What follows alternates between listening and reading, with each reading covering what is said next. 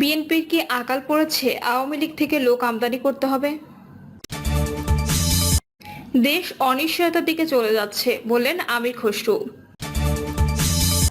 যেতে দিল তো বলতেন ছেড়ে দিলাম কেন, ফারিয়াকে নিয়ে স্বরাষ্ট্র উপদেষ্টা। জানবো বাইফোকাল লেন্স গায়ের জ্বালা মেটাতে গিয়ে ভারত যেভাবে ধরা খেলো, এবং সর্বশেষ জানবো সাম্য হত্যায় যারা ভিন্ন বয়ান তৈরি করছে তাদেরও বিচার চায় ছাত্রদল। শুনছিলেন সংবাদ শিরোনাম, এবারে বিস্তারিত। দেশ অনিশ্চয়তার দিকে চলে যাচ্ছে বললেন আমির খসরু। বর্তমান অন্তর্বর্তী সরকার গণতান্ত্রিক প্রক্রিয়া উত্তরণের জন্য প্রয়োজনীয় সবকিছুকে উপেক্ষা করছে। এর মাধ্যমে দেশ একটা অনিশ্চয়তার দিকে চলে যাচ্ছে। এমন অবস্থায় বাজেট বলুন আর অর্থনীতি বলুন, কিছুই কাজ করবে না। আমির খসরু মাহমুদ চৌধুরী বলেন, বাংলাদেশকে গণতান্ত্রিক রূপান্তরের দিকে নিয়ে যাওয়ার জন্য প্রয়োজনীয় পদক্ষেপগুলো নেওয়া এই সরকারের প্রধান দায়িত্ব।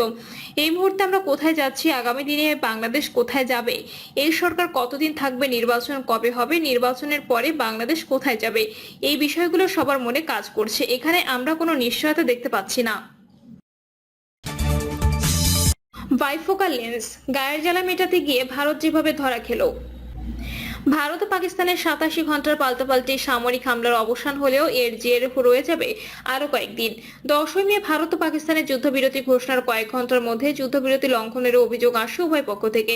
এ ধরনের পরিস্থিতিতে এসব অভিযোগ আসা অস্বাভাবিক নয়। যুদ্ধ পরবর্তী পরিস্থিতিতে এ ধরনের বাদ প্রতিবাদ থাকবেই। উভয় দেশের মিডিয়ার তথ্য ও অপতথ্যের লড়াইও চলবে। পাক ভারতের ক্ষণস্থায়ী সংঘর্ষে এ দুটো দেশের মিডিয়ার রোল ছিল চোখে পড়ার মতো। যে কোনো যুদ্ধে মিডিয়া গুরুত্বপূর্ণ ভূমিকা পালন করে থাকে। নিজ দেশের সাফল্য কথা তুলে ধরা এবং শত্রুপক্ষের বিরুদ্ধে প্রোপাগান্ডা ছড়ানো যুদ্ধেরই একটি অংশ। যুদ্ধে অংশগ্রহণকারী সৈনিক ও নাগরিকদের মনোবল চাঙ্গা রাখার ক্ষেত্রেও মিডিয়ার ভূমিকা অস্বীকার করা যায় না। যুদ্ধের শুরুতেই ভারতের মূলধারার গণমাধ্যম ও ডিজিটাল প্ল্যাটফর্মগুলো এই কাজটি বেশ জোরে সোরে শুরু করেছিল, যা এখনো অব্যাহত আছে। ক্ষণস্থায়ী এ যুদ্ধে পাকিস্তানের বিরুদ্ধে ভারত খুব বেশি সুবিধা করতে পেরেছে বলা যাচ্ছে না। আন্তর্জাতিক মিডিয়ায় চোখ রাখলেই তা আঁচ করা যায়। এ যুদ্ধে ভারত বেশ ক্ষয়ক্ষতির শিকার হয়েছে। 7 মে গভীর রাতে ভারত আক্রমণ করার পর তাৎক্ষণিক পাল্টা জবাব দিল ভারতের ওপর। পুরোদস্তুর আক্রমণের জন্য 3 দিন সময় নিয়েছে পাকিস্তান। ভারতের দাবি, তারা একযোগে পাকিস্তানে অবস্থিত 9টি জঙ্গি আস্তানা আঘাত এনেছে। কোনো সামরিক স্থাপনা তাদের নিশানা ছিল না, কিন্তু আদতে দেখা গেল ওই আক্রমণে শিশুসহ 26 বেসামরিক ব্যক্তি নিহত হয়েছেন। নিহতদের মধ্যে জঙ্গি গোষ্ঠীর পরিবারের সদস্যও রয়েছেন। ভারত দাবি করলেও বিশ্বাসযোগ্য কোনো সূত্র তা নিশ্চিত করেছে বলে শোনা যায়নি। ভারতের এই আক্রমণকে সার্বভৌমত্বের ওপর আঘাত বিবেচনা করে পাকিস্তান 10 মে কাকডাকা ভোরে ভারতের একাধিক সামরিক স্থাপনা সহ একযোগে 36টি শহরে ড্রোন ও ক্ষেপণাস্ত্র হামলা চালিয়ে ব্যাপক ক্ষতি করে। পাকিস্তান ভারতের আদমপুরে অবস্থিত একটি রাশিয়ার তৈরি 1.5 বিলিয়ন মার্কিন ডলার মূল্যের S-400 আকাশ প্রতিরক্ষা ক্ষেপণাস্ত্র ব্যবস্থা ধ্বংস করার দাবি করেছে। এছাড়াও ভারতের 5টি যুদ্ধ বিমান ভূপাতিত করেছে বলেও দাবি করে। 5টি যুদ্ধ বিমানের মধ্যে ফ্রান্স থেকে ক্রয় করা অত্যাধুনিক 3টি রাফায়েল বিমানও আছে। ভারত অবশ্য আকাশ প্রতিরক্ষা ক্ষেপণাস্ত্র ব্যবস্থা ও যুদ্ধ বিমান বিধ্বস্ত হওয়ার খবর সরাসরি অস্বীকার করে। ভারত যুদ্ধ বিমান ধ্বংসের খবর অস্বীকার করলেও সম্প্রতি এক সংবাদ সম্মেলনে দ্য হিন্দু পত্রিকার পক্ষ থেকে এক সাংবাদিক সামরিক স্থাপনা ধ্বংস সহ রাফায়েল যুদ্ধ বিমান ভূপাতিত করা নিয়ে পাকিস্তানের দাবির বিষয়ে প্রশ্ন করলে ভারতের এয়ার মার্শাল একে ভারতই ওই সাংবাদিকের প্রশ্নের সরাসরি উত্তর না দিয়ে কিছু ঘুরিয়ে বোঝানোর চেষ্টা করেন। তিনি বলেন, আমরা যুদ্ধ পরিস্থিতিতে রয়েছি, সেখানে ক্ষয়ক্ষতি হতে পারে। ক্ষয়ক্ষতি যুদ্ধেরই একটি অংশ। তবে আপনাদের আসল প্রশ্ন হওয়া উচিত ছিল, আমরা কি আমাদের লক্ষ্য অর্জন করতে পেরেছি কিনা। আমাদের প্রধান উদ্দেশ্য ছিল সন্ত্রাসী ঘাঁটিগুলো ধ্বংস করা এবং সেটি সফলভাবে সম্পন্ন হয়েছে। ক্ষয়ক্ষতি যুদ্ধেরই একটি অংশ। এই স্বীকারোক্তির মধ্য দিয়ে যুদ্ধ বিমান বিধ্বস্ত হওয়ার সত্যতাকে এয়ার ভাইস মার্শাল একে ভারতই পরোক্ষভাবে স্বীকার করে নিয়েছে বলেই মনে হয়েছে। ওদিকে মার্কিন যুক্তরাষ্ট্রের দুজন সামরিক বিশ্লেষক ভারতের অন্তত 2টো রাফেল বিমান পাকিস্তান ধ্বংস করেছে বলে আন্তর্জাতিক সংবাদ মাধ্যম রয়টার্সকে জানিয়েছে। এরপর রয়টার্সের পক্ষ থেকে ভারতীয় সামরিক কর্তৃপক্ষের সঙ্গে যোগাযোগ করে তাদের মতামত জানতে চাইলে তারা এ বিষয়ে মন্তব্য করতে অস্বীকার করেন বলে রয়টার্স উল্লেখ করেছে। অপরদিকে বিবিসি জানিয়েছে, ভারতের পাঞ্জাব রাজ্যের ভাতিন্ডার একটি কৃষিক্ষেত থেকে রাফায়েলের ধ্বংসাবশেষ সরানোর ভিডিও তারা যাচাই করে সত্যতা পেয়েছে। এছাড়া যুক্তরাজ্য থেকে প্রকাশিত দি ডেইলি টেলিগ্রাফ 8 মে এক প্রতিবেদনে রাফায়েল ধ্বংসের খবর প্রকাশ করেছে। তারা আরো জানিয়েছে, ভারত তার পশ্চিম সীমান্তের বিভিন্ন বিমান ঘাঁটিতে আনুমানিক 180টি যুদ্ধ বিমান প্রস্তুত করেছিল, একযোগে পাকিস্তানের প্রতিরক্ষা ব্যবস্থাকে সম্পূর্ণরূপে ধ্বংস করে ভারতের স্ট্র্যাটেজিক সুপ্রিমেসি ইমেজ পুনরুদ্ধারের জন্য। কিন্তু শেষ পর্যন্ত তারা পিছু হটেছে। পাকিস্তানের সর্বাত্মক প্রতিরোধের মুখে যুদ্ধের দৃশ্যপট সম্পূর্ণ পাল্টে যায়। এরপর ভারতের আর কোনো যুদ্ধবিমানকে সীমান্ত অতিক্রম করতে দেখা যায়নি। ভারত সম্ভবত অনুমান করতে পেরেছিল সীমানার ওপারে তাদের জন্য ভীতিকর কিছু অপেক্ষা করছে। পাকিস্তানের হাতে থাকা সর্বাধুনিক চাইনিজ J-10C যুদ্ধবিমান উন্নত প্রযুক্তির PL-15 মিসাইল এমনই ক্ষমতাধর। ভারতীয় রাডার সিস্টেম তাদের চিহ্নিত করতে অক্ষম। J-10C যুদ্ধবিমান থেকে PL-15 মিসাইল নিক্ষেপ করলে 300 কিলোমিটার দূরের শত্রু লক্ষ্যবস্তুতে গিয়ে আঘাত করতে পারে। J-10C যুদ্ধবিমানের আধুনিক ডিজিটাল ইকোসিস্টেম শত্রু যুদ্ধবিমানের সব ডিজিটাল সিস্টেমকে জ্যাম করে ফেলতে পারে। 7 থেকে 8 মে রাতে ফ্রান্সে তৈরি রাফেল নিয়ে ভারতের বৈমানিকরা যখন রওনা দেন, পাকিস্তানের আকাশসীমায় প্রবেশ করার আগেই পাকিস্তান বিমান বাহিনীর যোদ্ধারা J-10C যুদ্ধবিমানের radar cross section management system ব্যবহার করে রাফেলের অপারেটিং সিস্টেমকে সম্পূর্ণ অকেজো করে দেয়। ফলে ভারতীয় বিমান যোদ্ধারা বারবার নির্দিষ্ট বোতাম টিপেও শত্রু লক্ষ্যবস্তুতে মিসাইল ছুড়তে ব্যর্থ হয়।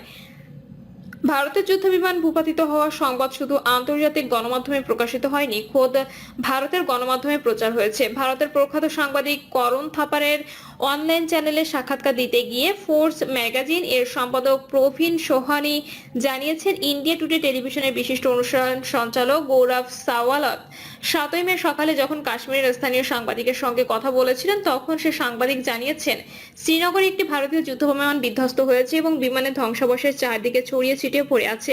বিমান বিধ্বস্ত হওয়ার পর ভারতীয় বিমান বাহিনীর সদস্যরা দ্রুত বিধ্বস্ত বিমানের চারদিকে কর্ডন করে রেখেছে। তিনি আরো জানান, জম্মু ও কাশ্মীরের আরো 3টি স্থানে যুদ্ধবিমান বিধ্বস্ত হওয়ার খবর তিনি পেয়েছেন।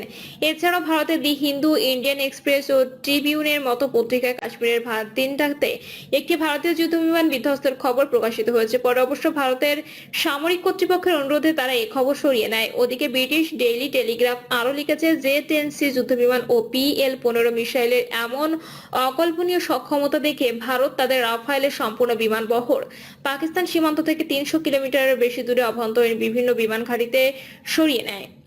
যুক্তরাষ্ট্রভিত্তিক টেলিভিশন CNN বলেছে, 10 মে পাকিস্তানের প্রবল সামরিক চাপের মুখে ভারত দ্রুত যুক্তরাষ্ট্রের মধ্যস্থতা কামনা করে। যুক্তরাষ্ট্র তাদের অনুরোধে সাড়া দেয়। ফলে ভারত ও পাকিস্তানের মধ্যে সাময়িক যুদ্ধবিরতি ঘটে। যদিও ভারতের প্রধানমন্ত্রী সহ মূলধারার গণমাধ্যমে ভারতের আগ বাড়িয়ে অনুরোধ করার বিষয়টি অস্বীকার করে যুদ্ধবিরতির বিষয়ে উল্টো পাকিস্তানের আগ্রহের কথা জোরেশোরে প্রচার করে। তবে এই কথা প্রচারিত হয়েছে যুক্তরাষ্ট্রের ভাইস প্রেসিডেন্ট গোয়েন্দা সূত্রে গুরুত্বপূর্ণ ভীতিকর তথ্য পেয়ে ভারতের প্রধানমন্ত্রী নরেন্দ্র মোদীকে পাকিস্তানের সঙ্গে যোগাযোগ করে যুদ্ধবিরতি আলোচনা করতে উৎসাহিত করেন।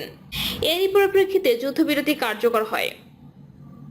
প্রিয় দর্শক, এই ছিল এখনকার সর্বশেষ সংবাদ। আপডেট সব সংবাদ পেতে চ্যানেলটি সাবস্ক্রাইব করে বেল আইকনটি ক্লিক করে রাখুন।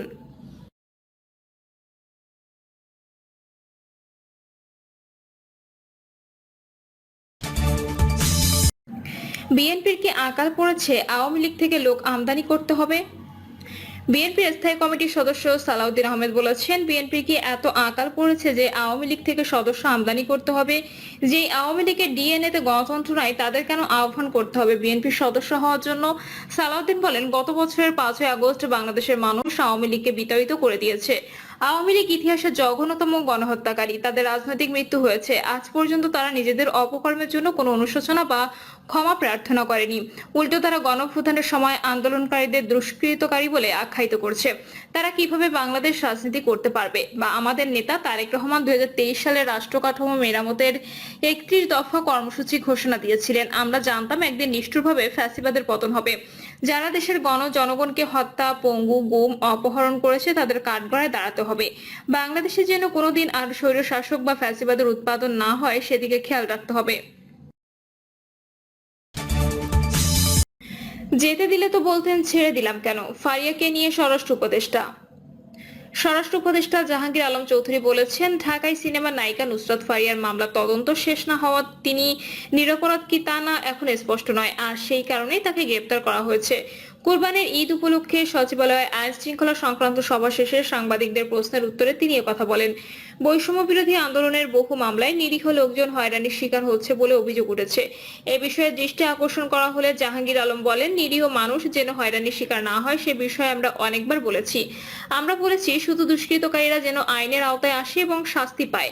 কোনো একটা নিরীহ লোক যেন ভোগান্তির শিকার না হয়। সাংবাদিক প্রশ্ন রাখেন, তাহলে চিকিৎসার জন্য থাইল্যান্ড যেতে চাওয়া নুসরাত ফারিয়াকে গ্রেপ্তার করা হলো কেন?